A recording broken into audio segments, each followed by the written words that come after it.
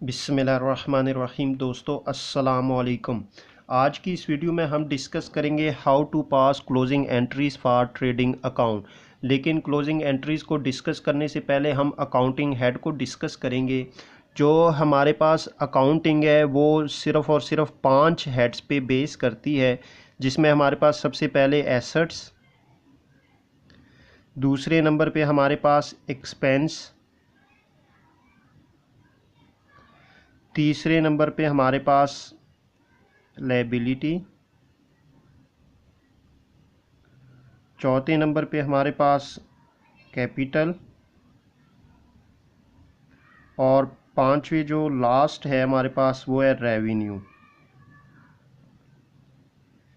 यानी हमारी जो पूरी अकाउंटिंग है वो इन्हीं 5 हेड पे बेस करती है। अब जब हम ट्रायल बैलेंस बनाते हैं, ट्रायल बैलेंस बनाने के बाद जो है हमारी जो trading and profit and loss account है और बैलेंस शीट है वो उसी ट्रायल बैलेंस के बैलेंसेस पे बेस करती है। यानी जो हमारा ट्रायल बैलेंस होता है उसमें ये 5 जो हेड है इनसे रिलेटेड जितने भी अकाउंट्स के जो क्लोजिंग बैलेंसेस होते हैं लेजर पे, उसको हम ट्रायल बैलेंस में रिकॉर्ड करते हैं और ट्रायल बैलेंस से फिर हम trading and profit and loss account prepare करते हैं और उसके बाद हम बैलेंस शीट प्रिपेयर करते हैं। अब जो हमारे पास ट्रायल बैलेंस है उसमें ये 5 अकाउंट है। अब इसमें से हमारे पास जो एसेट्स हैं, लायबिलिटीज़ है और कैपिटल है, ये जो 3 अकाउंट्स है ये बेसिकली बैलेंस शीट के अकाउंट्स है। यानी जब हम बैलेंस शीट को रिकॉर्ड करेंगे, जितने भी हमारे पास ट्रायल बैलेंस में एसेट्स होंगे, लायबिलिटीज़ होंगी और कैपिटल होंगे, वो हम बैलेंस शीट में रिकॉर्ड करेंगे। और हमारे पास बाकी जितने भी एक्सपेंसेस होंगे और रेवेन्यूज़ होगी वो हम trading and profit and loss account में रिकॉर्ड करेंगे। अब जब हम एक्सपेंसेस और रेवेन्यू को trading and profit and loss account में रिकॉर्ड करेंगे, इसका मतलब है कि जब हम trading and profit and loss account को प्रिपेयर कर लेंगे तो इनके जो बैलेंसेस होंगे वो क्लोज हो जाएंगे। यानी उसका जो आगे इफ़ेक्ट होगा वो नहीं होगा, यानी हम इसको आगे ट्रांसफ़र नहीं कर सकेंगे।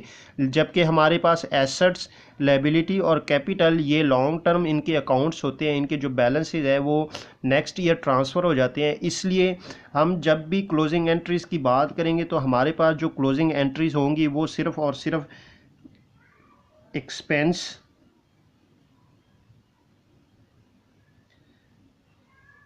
और उसके बाद हमारे पास रेवेन्यू। यानी हम जो क्लोजिंग एंट्रीज़ पास करेंगे वो सिर्फ़ और सिर्फ हमारे पास एक्सपेंसेस की क्लोजिंग एंट्रीज़ होगी और हमारे पास रेवेन्यू की क्लोजिंग एंट्रीज़ होगी। जबकि हमारे पास जो एक्सपेंसेस है इनके जो बैलेंसेस होते हैं वो डेबिट बैलेंसेस होते हैं, और जबकि हमारे पास रेवेन्यू है इसके जो बैलेंसेस होते हैं वो क्रेडिट होते हैं। अब जब भी हम एक्सपेंस, जब ट्रेडिंग अकाउंट में जब भी हम क्लोजिंग एंट्रीज पास करेंगे तो उसमें हमारे पास जितने भी डायरेक्ट एक्सपेंसेस होंगे उसको हम ट्रेडिंग अकाउंट में पास करेंगे, और जो हमारे पास सेल्स होंगी या जो हमारा मेन जो बिज़नेस एक्टिविटीज़ होगी वहाँ से जो हमें रेवेन्यू अर्न होगा उसकी हम क्लोजिंग एंट्रीज पास करेंगे। यानी जो ट्रेडिंग अकाउंट है, ट्रेडिंग अकाउंट में हम जो क्लोजिंग एंट्रीज पास करेंगे, एक तो हमारे पास ऑल डायरेक्ट एक्सपेंसेस, और दूसरा जो हमारे पास होगा जो रेवेन्यू होगी, यानी हमारे पास जो सेल्स होगी उसकी हम जो है क्लोजिंग एंट्रीज पास करेंगे। अब हम देखते हैं कि हम क्लोजिंग एंट्रीज कैसे पास कर सकते हैं। अब हम सबसे पहले एक ट्रायल बैलेंस बनाते हैं। ट्रायल बैलेंस बनाने के बाद हम इसकी जो है क्लोजिंग एंट्रीज पास करेंगे। तो ये हमारे पास ट्रायल बैलेंस है।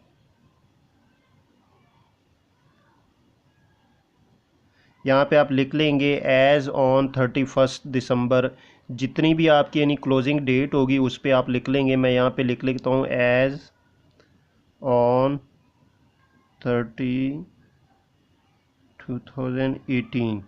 तो सबसे पहले मैं अब यहाँ पे कुछ अकाउंट्स यहाँ पे मैं उनके बैलेंसेस लिखूँगा और उसके बाद हम उसकी जो है क्लोजिंग एंट्रीज पास करेंगे।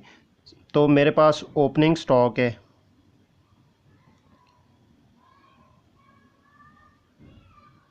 उसका बैलेंस मैं यहाँ पे 1000 लिख लेता हूँ।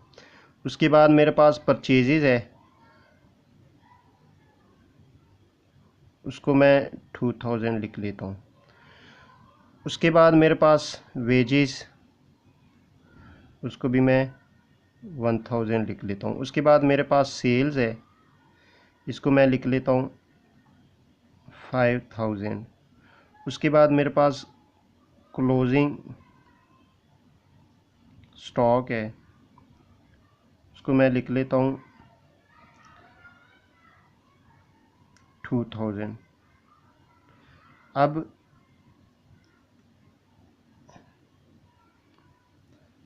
इसके बाद मेरे पास परचेज रिटर्न है, इसको मैं लिख लेता हूँ 500। और इसी तरह मेरे पास सेल्स रिटर्न है, इसको मैं लिख लेता हूँ 5। अब इनको आप दोनों को इक्वल करें, अगर आपकी ये दोनों साइडें यानी डेबिट और क्रेडिट साइड ये दोनों साइडें इक्वल होनी चाहिए। क्योंकि मैंने ये वैसे बनाया है, ये देखें 1 3 4 4.5, तो यहाँ पे मेरा डिफरेंस आएगा 5 7 7.5। तो आपकी ये दोनों साइडें जो है इक्वल होनी चाहिए। तो अब चूंकि हमने इसकी बेसिकली क्लोजिंग एंट्रीज पास करनी है, तो हम क्लोजिंग एंट्रीज पास करने से पहले आपको ये पता होना चाहिए कि कौन कौन से अकाउंट्स हैं जिनके डेबिट बैलेंसेस है। जब आप क्लोजिंग एंट्रीज पास करेंगे तो उनके अकाउंट जो है बैलेंसेस ऑटोमेटिकली क्रेडिट हो जाएंगे, और जिस शीट में आप उसको या जिस फिनंशियल स्टेटमेंट में आप उसको ट्रांसफ़र कर रहे हैं उसको आप डेबिट कर देंगे या क्रेडिट कर लेंगे। मसलन मैं यहाँ पे अब सबसे पहले जो है एक्सपेंसेस की जो क्लोजिंग एंट्रीज है वो पास करते हैं। तो मेरे पास जो सबसे पहले देखें, हमने बात की थी कि हमारे पास ये देखें, हमारे पास ये एक डेबिट बैलेंस है, ये भी डेबिट बैलेंस है, ये भी डेबिट बैलेंस है। तो ये तीनों को हम क्या करेंगे, इन तीनों को हम यहाँ पे क्रेडिट कर देंगे। यानी मेरे पास ओपनिंग स्टॉक एक आएगा, यहाँ पे मैं लिखूँगा ओपनिंग स्टॉक 1000। उसके बाद मेरे पास परचेजेस अकाउंट जो है मेरे ये 2000। और इसी तरह थर्ड पे मेरे पास आएगा वेजेस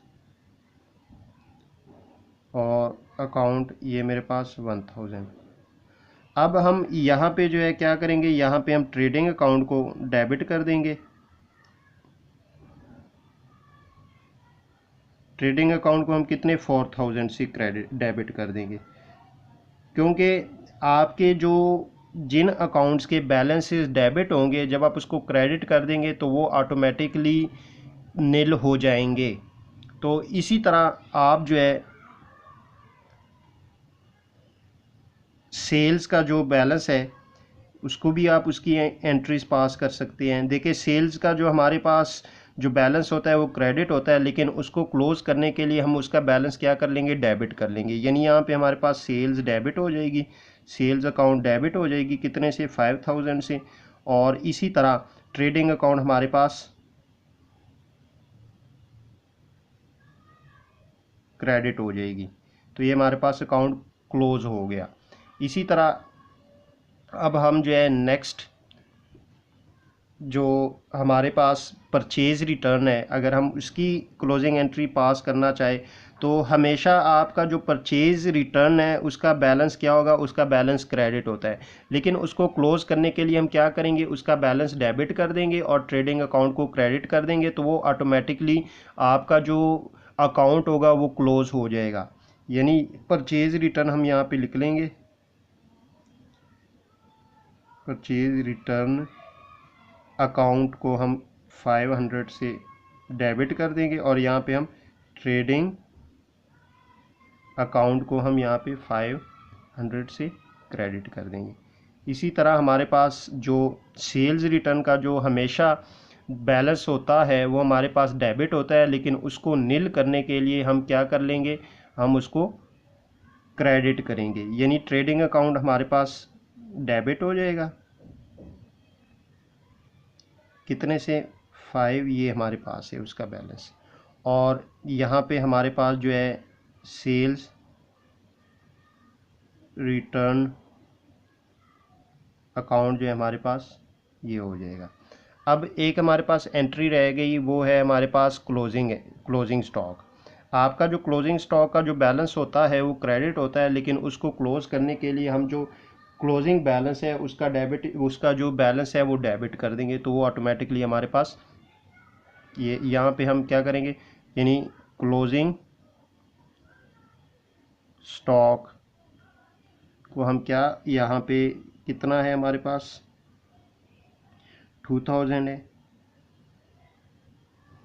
डेबिट, और ट्रेडिंग अकाउंट में जब हम उसको ट्रांसफ़र करेंगे तो ट्रेडिंग अकाउंट को हम क्रेडिट कर देंगे।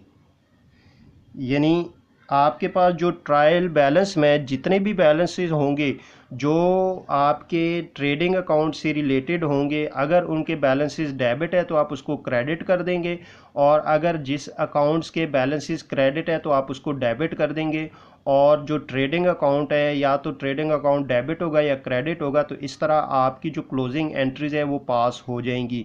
यानी इन क्लोजिंग एंट्री से मुराद ये है कि ये वो अकाउंट होते हैं कि जिनके बैलेंसेस नेक्स्ट ईयर ट्रांसफ़र नहीं होते, बल्कि at the end of accounting year जो है वो अकाउंट क्लोज हो जाते हैं। और जिस तरह आपके एसेट्स हो गए, लायबिलिटीज़ हो गई, और उसके बाद कैपिटल हो गया, ये अकाउंट जो है इनके बैलेंसेस जो है वो आगे ट्रांसफ़र होते हैं, तो इसलिए हम उनकी क्लोजिंग एंट्रीज पास नहीं करते। सिर्फ एक्सपेंसेस और रेवेन्यू जो है, इन दो हेड जो है इनकी सिर्फ क्लोजिंग एंट्रीज पास होती है, बाकी किसी अकाउंट की क्लोजिंग एंट्रीज पास नहीं होती।